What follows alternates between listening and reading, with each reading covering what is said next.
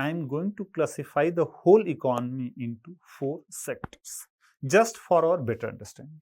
So,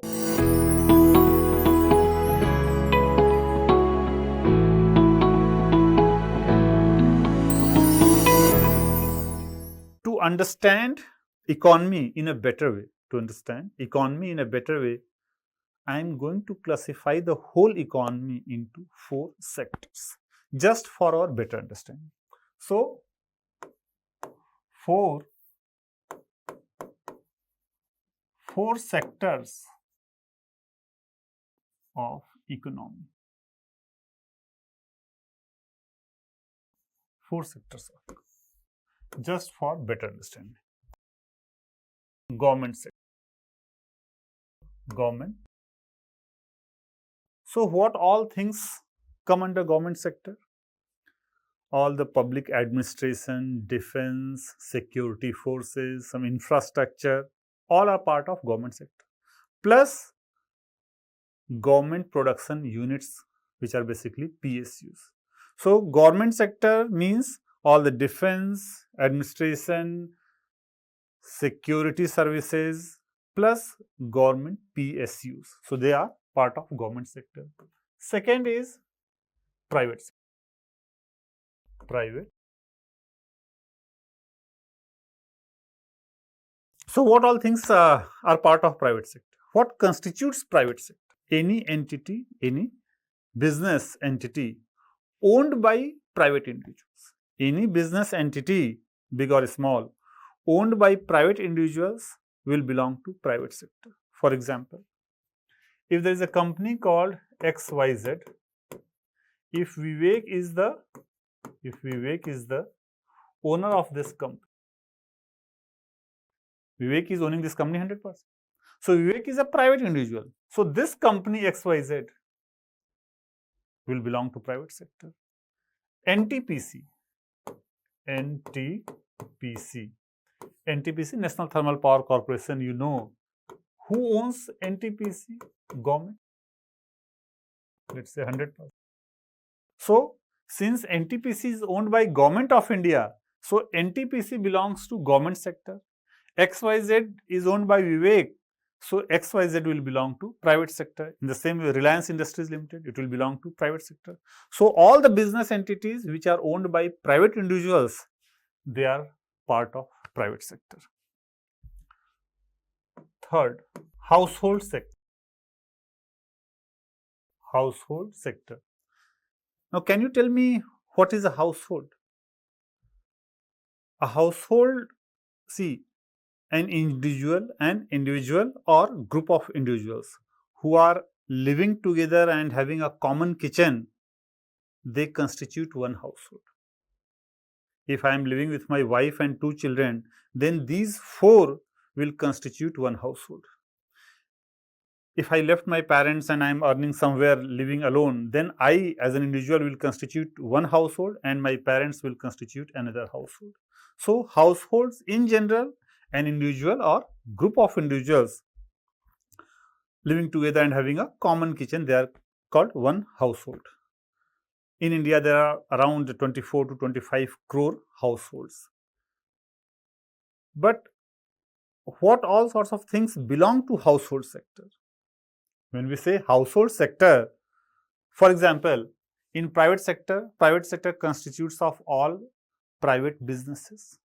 So, in the same way, what constitutes household? I defined what is called a household. But what constitutes household sector? What constitutes household sector? So, the answer is that all the 130 crore Indians, all the 130 crore Indian people who are residing in India, they belong to household sector. So, when we say household sector, that means all the human beings in India, they are part of the household sector, right? Now, let me ask you a question. Suppose NTPC, it belongs to government sector, as Government of India is owning this company. Now, let's say Vivek is working in NTPC. Vivek is working in NTPC. So, Vivek is a worker who works in NTPC, and for whatever work I do, NTPC pay me wages. They pay me wages. Vivek is an individual. Now you tell me Vivek belongs to which sector? See, Vivek is working in a government company. That does not mean that Vivek belongs to government sector. No. Vivek, as I told you that all human beings in India, they belong to household sector. Vivek is part of household sector. That's another matter, that the company in which Vivek is working is a government company. NTPC is part of government sector. Vivek is part of household sector. But of course, there is a relationship between Vivek and NTPC.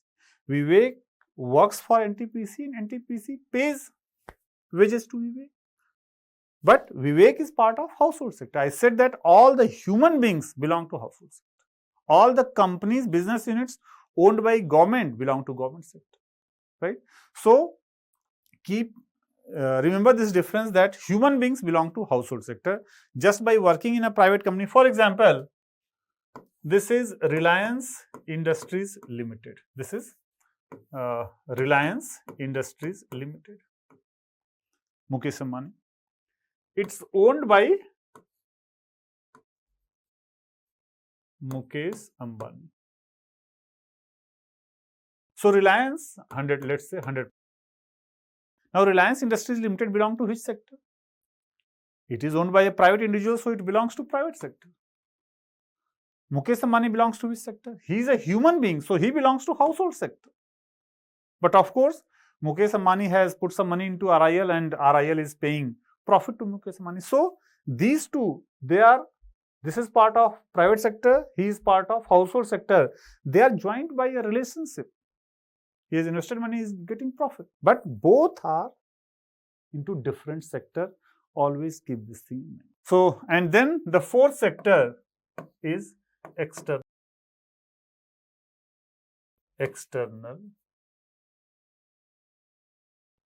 External sector means, why we study external?